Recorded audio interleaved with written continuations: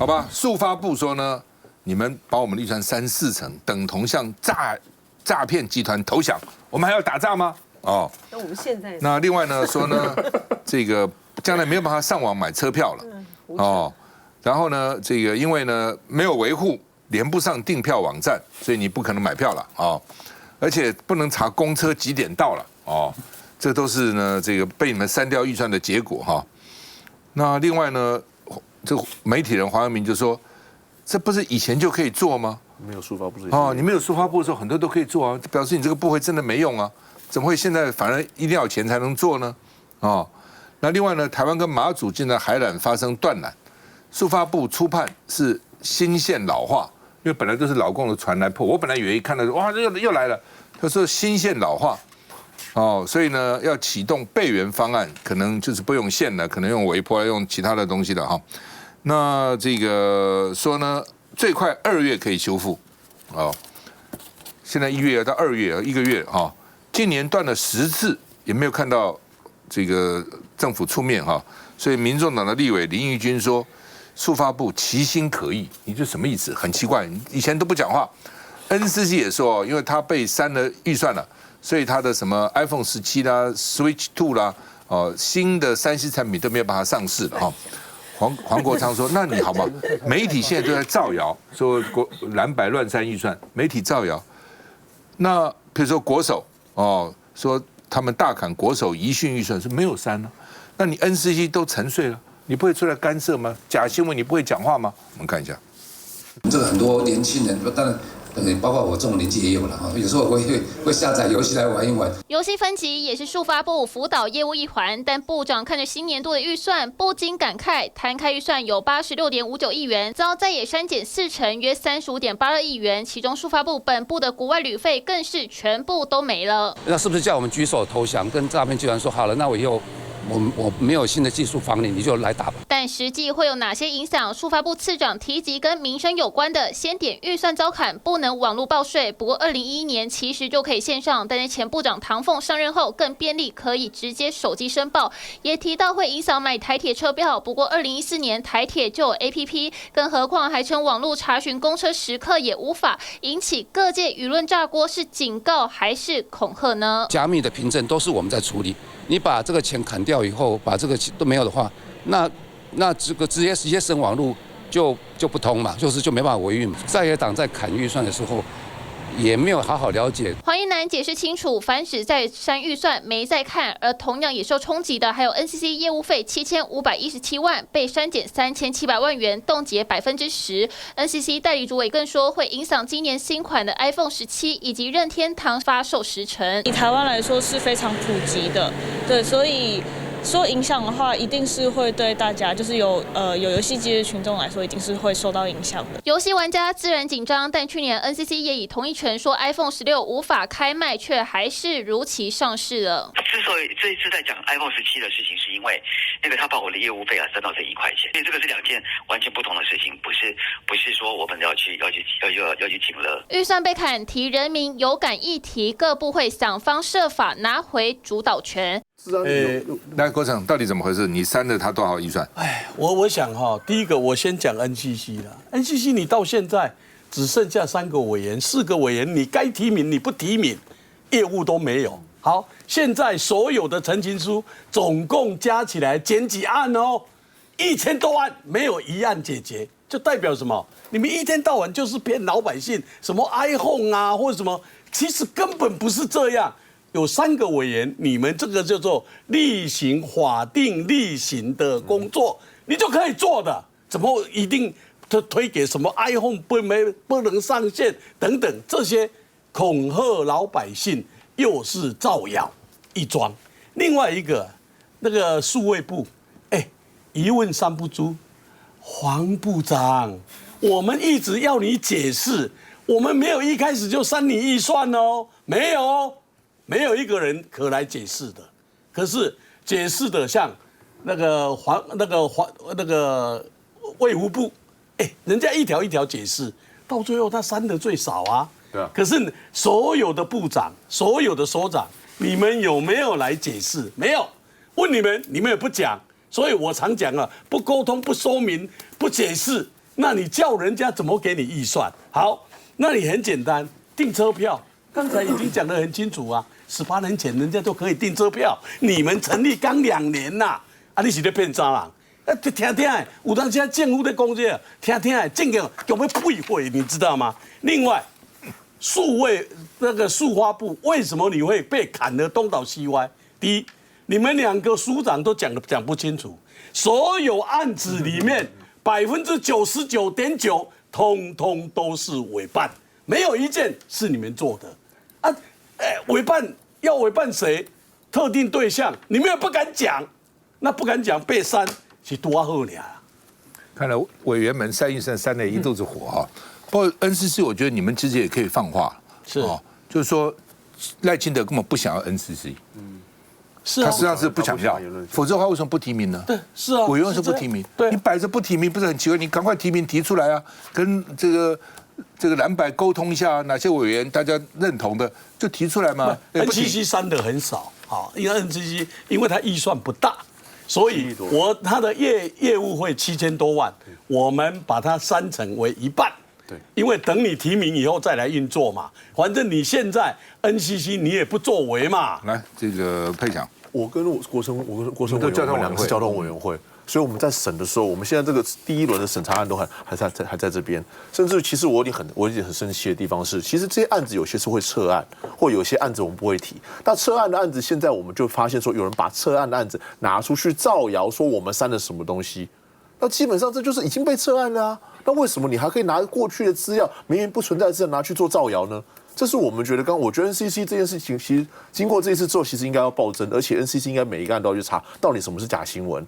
那另外一点就是说，我会觉得很好奇，因为我们在审速发部的时候，速发部这一个案子，我现在在手上，这个案子叫做民主网络之连结与网络韧性，我就很好奇说，那个民主，速发部跟民主有什么关系？速发部都在做这个事情哦。速发部跟民主网络出去开会都在开这些会哦。那民主网络应该是外交部民主基金会在搞的东西，为什么是民主网络？后来问说这个他们也搞不清，我们要出国就讲民主，民主就可以让我们出国。对，我就觉得说你们这是在干什么？然后我问治安，我记得治安署署长，我问他说。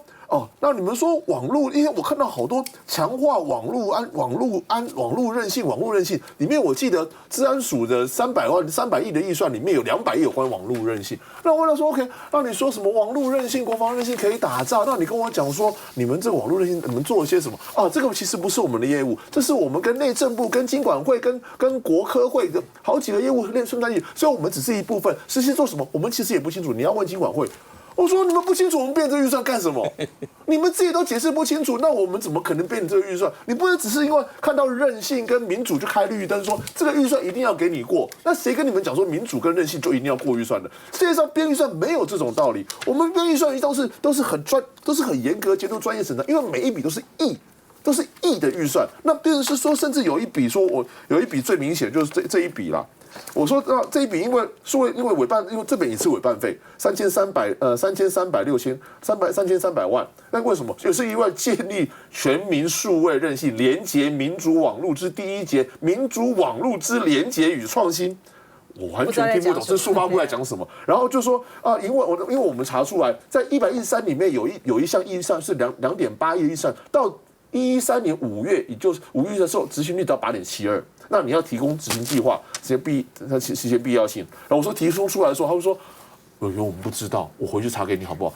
我们在第一段审查，你跟我讲不知道，对我根本完。旁边说你只要把民主放在任何东西上面，这个预算就没有问题。你把韧性放在什么地方，你就没有自己责任。那你觉得我们这样在第一轮的时候，我们全部人我们审的是一股子气呀。但现实是说，我们后来他们有来解释。治安署来解释说我们这边说你们为什么要去？你们出国这个什么民主网络这什么东西？然后又说我们其实实质上我们是要去外管去检查他们的网络是不是安全。那我们办公室主任说，你去检查外管网络是外交部编你去了，你怎么会是治安署自己编的？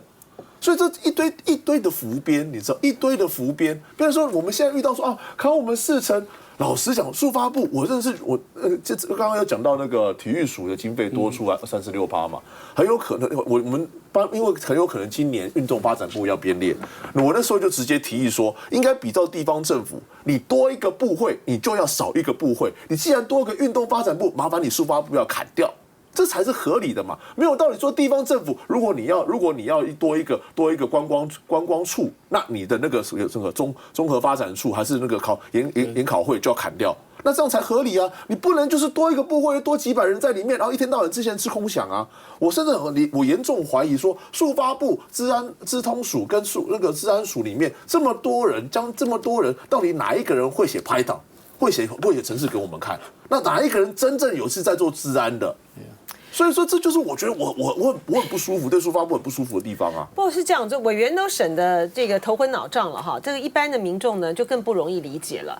然后他们现在听到的跟看到的呢，都是绿营方面的讲的很多啊，就像邵先生刚才提到的，就很多人都相信啊，包括就是说，统一发票的奖金没了，被删掉了，你的年终奖金啊也会受到影响。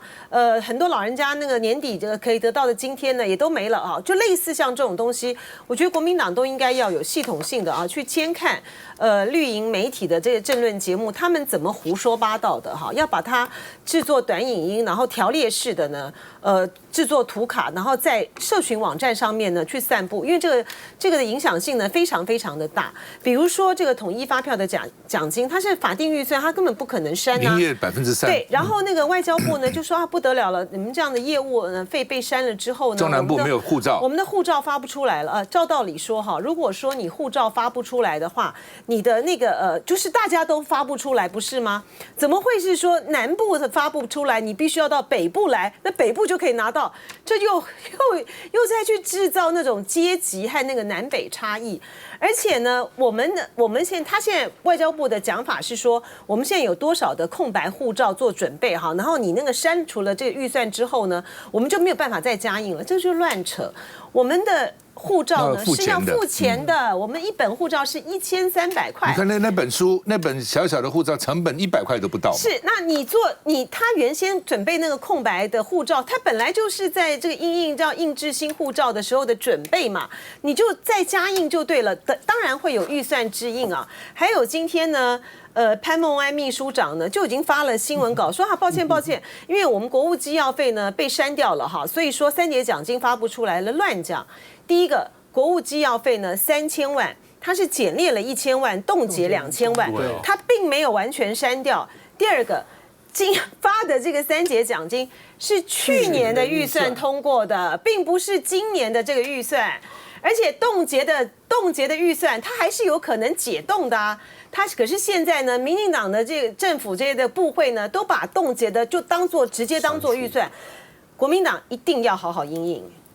对了，第一个要讲清楚了啊，特别是有关个人权益的啦，什么老农津贴啦，什么年终的什么福利啦、奖金啦，消防人员的什么待遇啦等等，津贴，先把这个讲清楚，说这个都没有少你们的，这个蛮重要的了。休息一下再回来。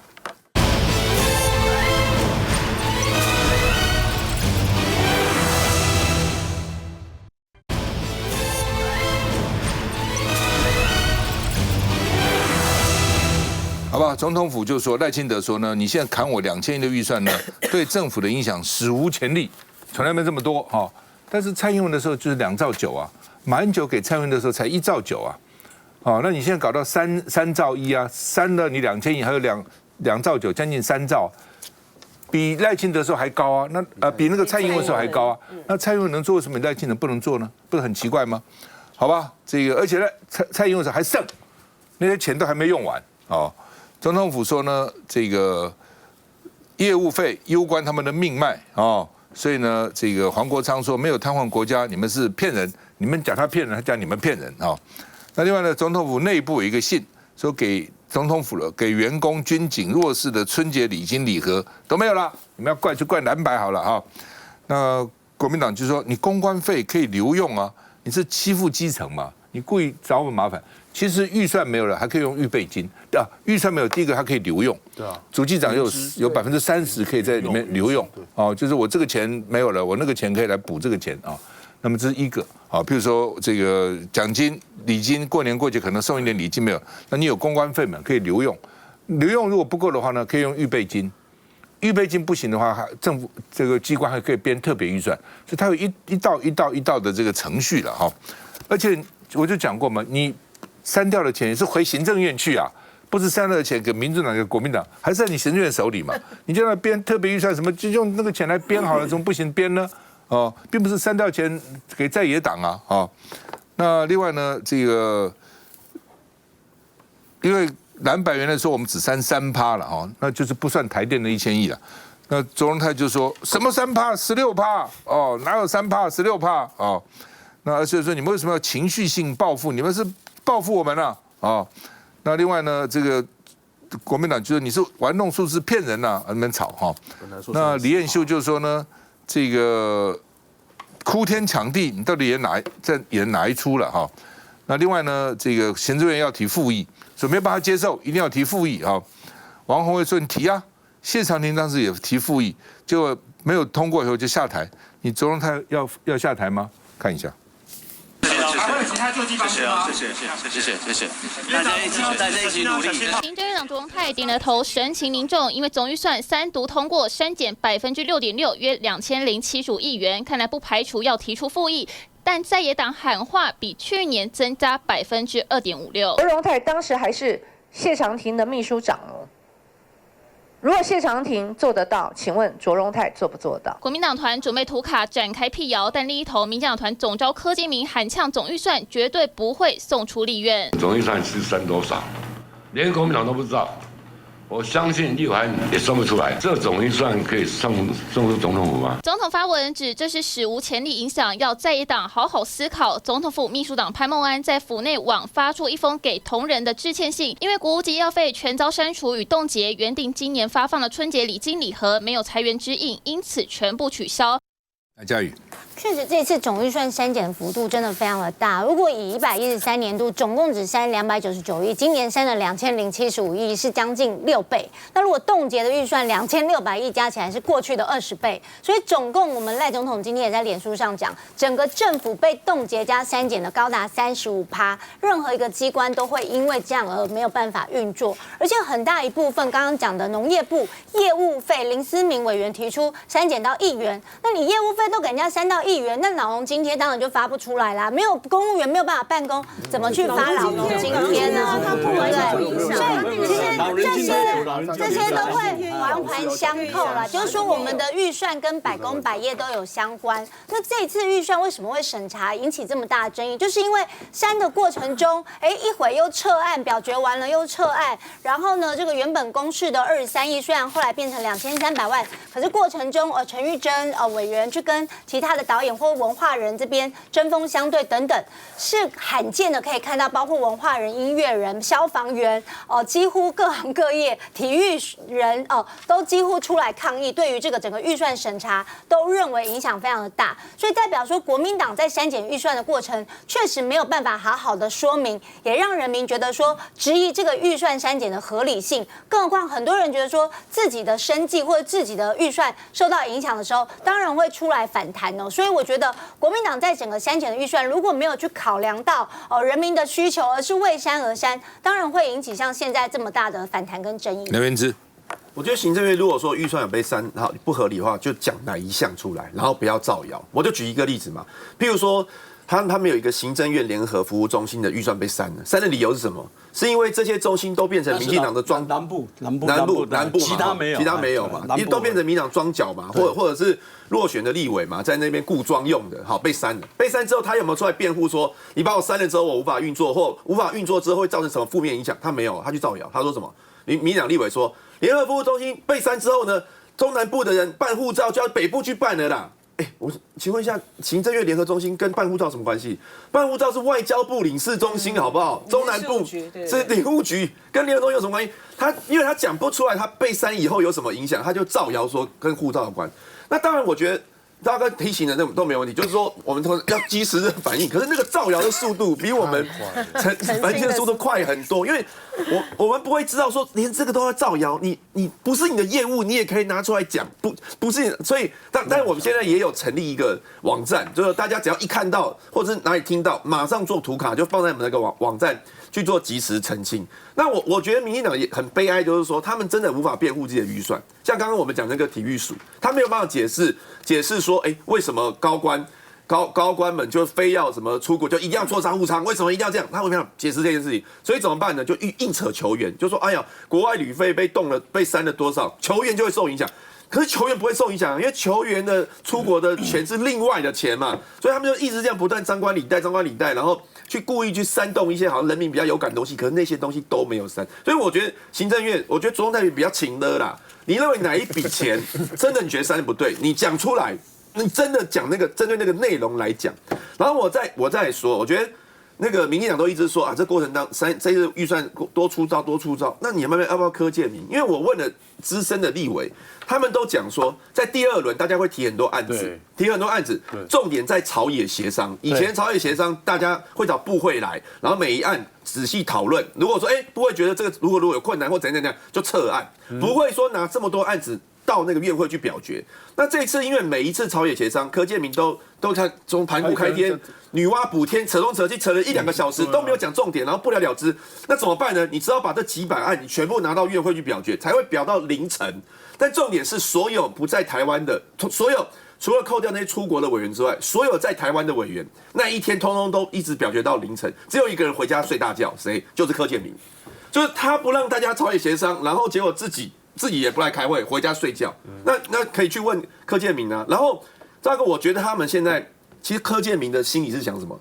他就是要让我们去删，因为理论上朝野协商就会有折中空间，他不要，他就要让大家删了之后，他去造谣干嘛呢？他就开始罢免，就是说你看这个怎样要罢免。其实民进党没有在顾台湾的啦，民进党也没有想说要顾预算呐，他想的就是怎么去做政治操作。就是他变成替罢免来暖身了，对，然后制造一个香美笨了，就说你看都是你们害的，他把他们罢免掉，休息一下再回来。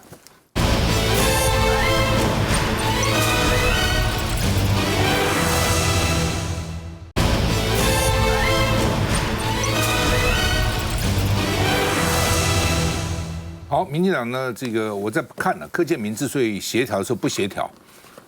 然后其实目的就是，然后像各部会呢，哇，这个铺天盖地的发动就是为了替他的所谓的大罢免来铺路了。我们看一下。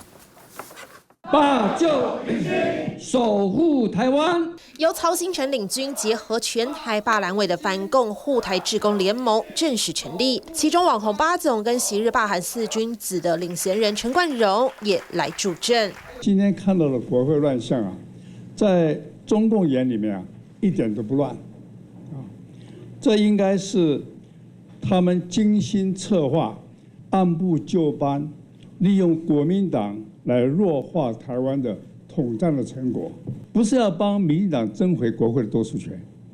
民进党过去8年国会占多数啊，做了什么事情？强调自己不代表民进党，只是民间团体。而曹兴诚不止指控蓝营立委亲共，还有民进党主席的不表态，也让他很不满。民进党还有人讲说，我们当家不闹事，拜托民进党你没有当家因为这个立法院定了法，你就要照做。民进党都不出来这个罢免掉，这是当家不管事。呼吁国人齐反共，全台已发起联署的罢免团体几乎全到场，当然也包括声称第1阶段已达标的新北双和、林德府、张志伦及叶元之的团体代表。罢免运动是马拉松我们需要更多的人力来跟我们一起投入。面对这样的恶霸，在野力量必须团结一致，我们必须要以战止战。蓝营反罢团体扬言不畏战，继11号开放填写罢免吴思瑶、吴佩仪的意向书后，针对吴思瑶部分，23号将实际进入选区，1连2天开放让民众填写。吴思瑶为什么要罢免他？他是民进党党团的干事长。如果赖清德是大脑，柯建铭是脊椎，他就是中枢神经。全台大罢免，双边号角已吹响。就是说，其实我觉得刚刚我们提到很多，作为中华民国少数总统，居然不愿意跟立法院的多数党去做一个沟通协调协商，那利用所有的部会由这个行政院长带头来开记者会，铺天盖地的说这个在野党的立委认真在把关预算，是在乱搞，是在扯国家的后腿，国家整个机器无法运作。所以，我们还是回过头来就说，你赖清德作为一个国家元首，如果你一发现国家无法运作，你居然不用去跟立法院的民意去做沟通，这也是非常荒谬的一件事情哦。那所以刚刚我想赵大哥也提到，这些的一个铺陈，就是到了刚刚现在这个大罢免的一个时代，他们希望说未来呢，借由这样的一个铺天盖地，让很多的民众确实动摇了哦，确实就刚刚赵大哥讲，跟大家我们刚刚在休息时间提到的，确实很多人觉得说，好像这一次的在野党的立委，好像在删除预算上都影响到很多人的一个权益。但是呢，这几天慢慢资讯出来之后，我们发现，第一个删除的幅度也不多，我讲的是删除；第二个冻结的这个幅度或许比较多，但是我想在立法院有工作过的，有像我过去也担任过国会助理，你冻结的预算，你只要各部会好好来说明清楚预算的用途、目的该怎么使用，我想多数的委员都会予以解冻，让他去做一个使用，因为不会有任何立委笨到希望可以把国家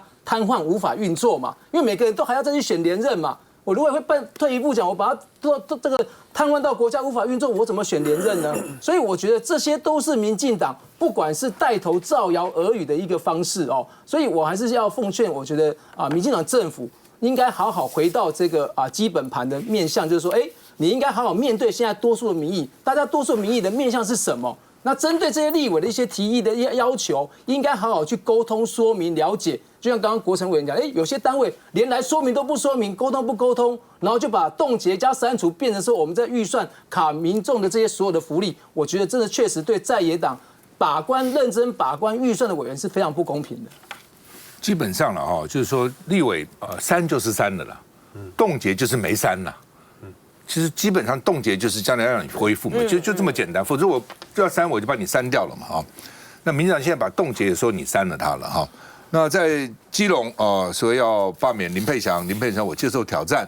那么在板桥说要罢免叶元之说叶元之呢这个腹背受敌。不过张宏陆也被瞄准，板桥张宏陆也，因为你罢免我罢免你，1%有什么困难的？10%也没有什么难啊。选举的时候我赢了。对，我可能拿50%，你输了，你起码也有个30%，拿1%、10%，其实在我来看都很简单。你看金门连陈玉珍说他们也去罢免他，要罢免他。花莲傅崑萁也说要罢免他来吧，这个基隆先说。我为什么会这样讲？其实老实说，基隆才刚罢免过谢国良，其实。在基隆来讲，民众是很累的，对于这种很厌倦这种每年都选举的状况。那我们去年初选过立委，去年底就走过罢免案。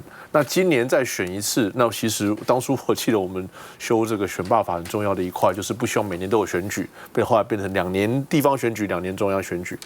结果现在民进党这样一搞之后，真的民进党这样一搞之后，变成每年都有选举，因为每年选完之后再罢免一次。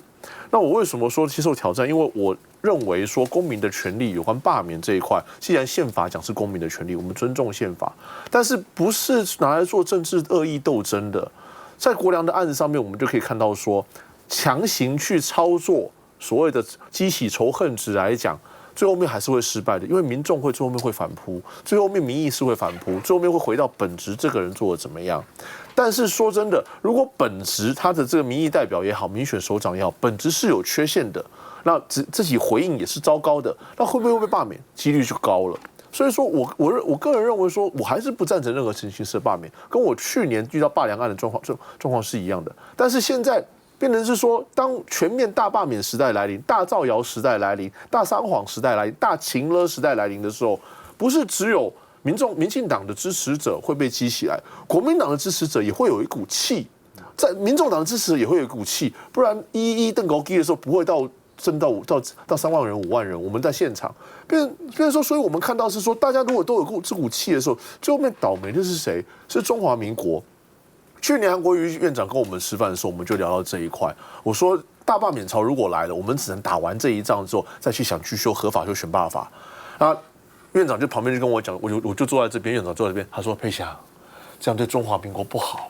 你要知道，我是罢免案天字第一号受害者。他这样一讲，我反而不好意思讲话，因为政治现实面跟国家是两种不相强法。但是如果是真的遇到这种状况，连韩国瑜院长都拿出来当罢免的理由的时候，这个社会之间的对立，这冲撞可能无法避免。那这是其实所有人不管执政党还是在野都不想看到的。但是执政党既然开了枪，那在野党也只能被动的应战。不，他这个现在的选举罢免法最不合理的就是说，罢免比这个当选的票低了。对啊，而且低蛮多的。现在当选假如要9万票，罢免可能6、7万就可以了。那这是没有道理嘛，对不对？而且你罢免我的都不是投我的，对，就是说理论上你说罢免我的是投我的，也就罢了，认了嘛，对不对？你现在对我失望，那你知道6、7万人，那些人对手的人就够了嘛？这叫什么民主制度呢？民主是这样搞的吗？民主那个定期选举就是一个民主嘛。我不满意你3年4年，我把你换掉。当初选罢法就这样，本来就这个意思啊。所以你现在搞得说这个，所以我真的认为说应该把它修成罢免要比当选的票多才合理嘛，否则有什么道理呢？休息一下再回来。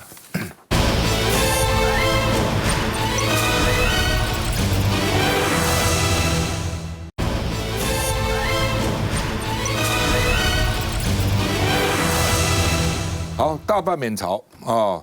这个傅昆萁说，肥了绿政府，瘦了小老百姓啊。那现在呢，这到底要罢多少国民党？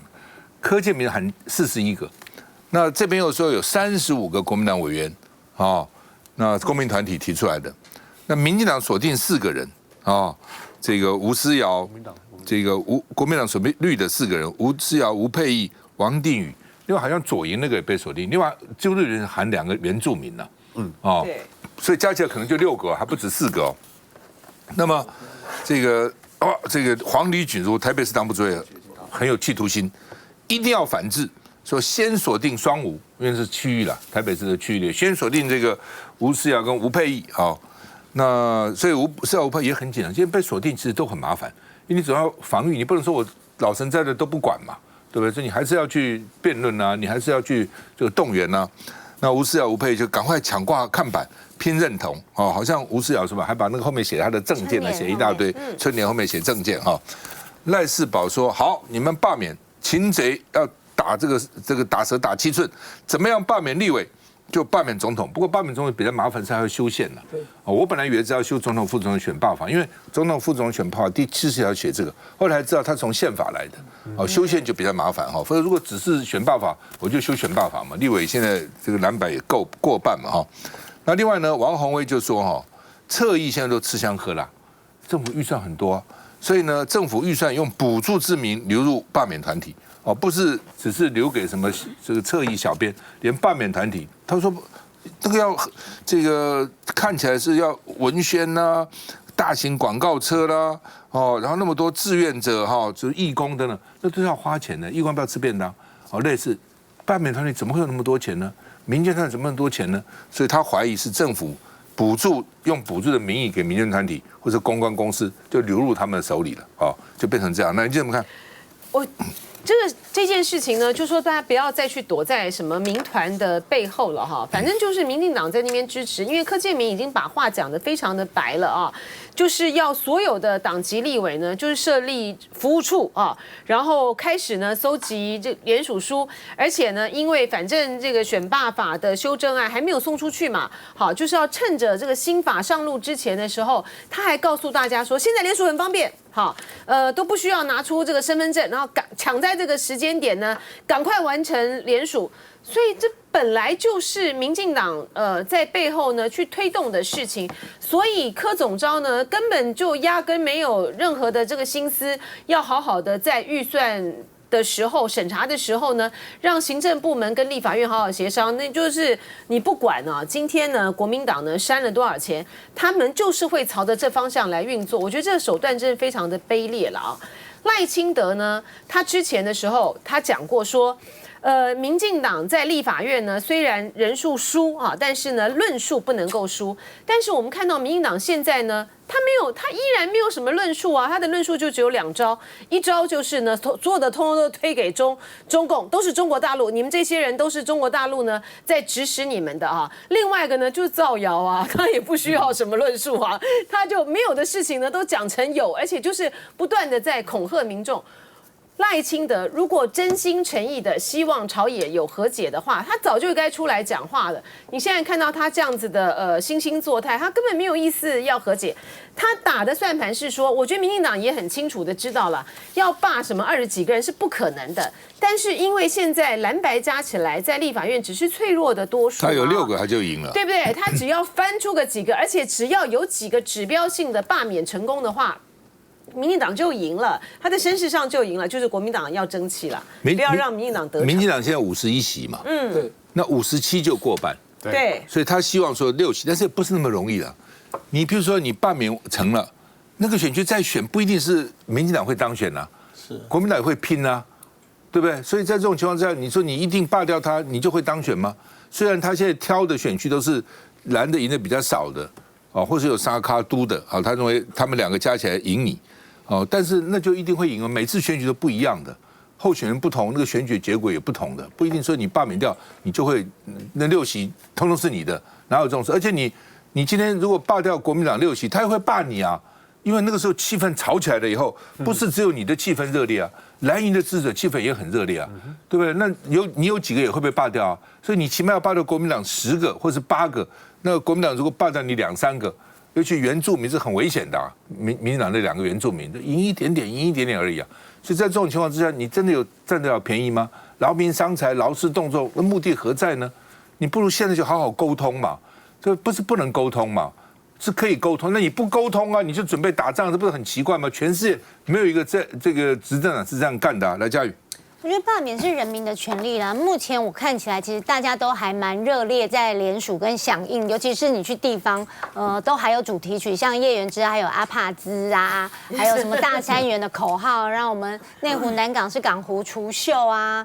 然后还有这个什么黑心什么的，是什么星？王宏威的也有啦。反正呢，大家都有自己专属的口号啦，跟代号。那我觉得民众当然很热烈、很积极啊。国民党也有反制的动作，但是对民众来讲，当然国民党因为修了这个选罢法之后，罢免门槛提高，所以在2月3号以前，第1阶段的联署都不用加身份证这件事情，变成说比较容易可以赶快送出过关，所以大家都是要抢在2月3号之前把这个第1阶段能够先过适用旧法，所以我觉得在目前为止，大家会全面的像你去一个摊位，可能在台北市也可以罢免叶元之哦，在新北也可以罢免台北市的等等，他们就是会把全部的委员都拿出来，然后让你自己选自己填。户籍这边那边呢？户籍就是要身份证，户籍要身份证，身份证只是看而已，不用拿出来，也不用影本。所以目前就是希望赶快先收集联署书，那到时候能不能罢免成功，就看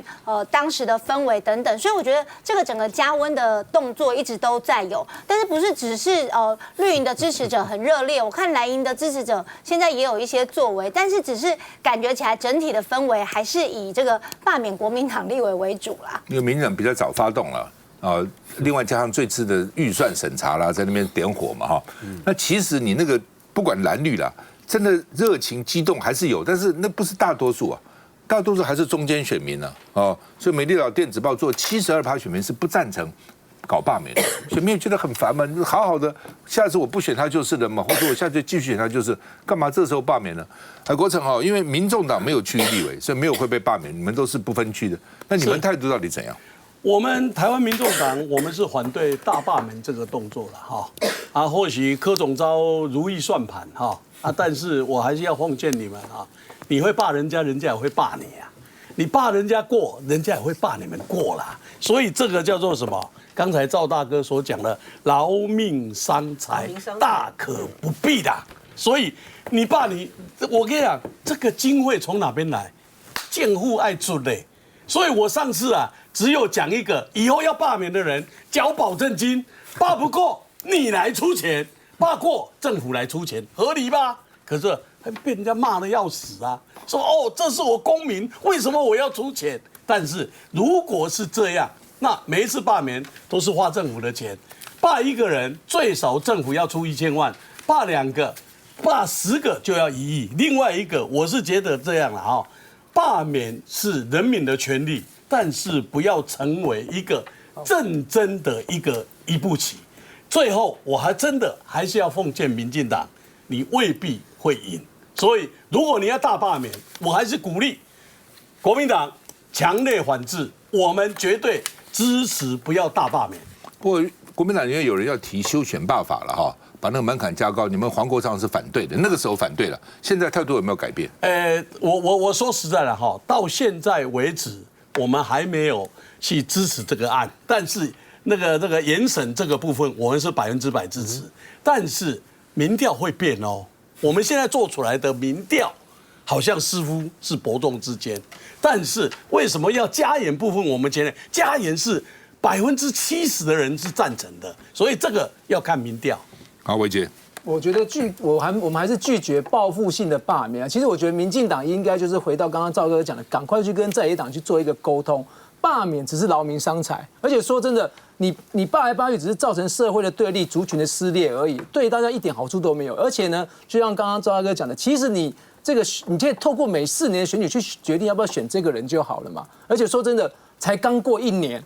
还不到1年，开始联署，他连要好好刚开始要好好表现而已，你就要把他罢掉。我说真的，这个我讲善良的台湾老百姓也不会同意是这样子的一个做法，所以我觉得应该还是给他们更多的时间，然后把这些东西好好的专注。那最后4年后你要罢免他，我想或者说不投给他，就是一个最好的一个方式的嘛。为何要劳民伤财，另外再花钱去做一个罢免的活动，然后那激起社会的对立？我觉得或许这个事就是民进党的他的最主要的一个居心。蓝元之。我觉得其实民进党做这个事情也伤害民主啦。我坦白说是这样，他开启了民主政治的另外一个里程碑，就以后每个立委都选2次，选上不管哈，下一年就罢免你，试试看。然后这全部都是先射箭再画靶的，就我反正就要罢免你。然后呢，我就找一堆理由，然后我找一堆理由，像我是去年2月1号就职，要罢免我的群组，在1月20几号就成立了，然后就讨厌你了，对，然后过程当中就一直找理由嘛，去年1月29，去年1月1号就职，然后中间就一直找理由嘛，像最新他们找一个什么三法修2什么才华什么。民调里面全部都是支持的比较多，就是那些青鸟出来反对而已嘛。然后他就会说：“哎呀，你们好烂哦，通过什么3个法要罢免你。”其实这个都是借口。那赵哥刚刚讲说，对，没错，现在要罢免我都是民进党的啦。然后有一次我看到罢免我的团体，他讲说买东西都有鉴赏期，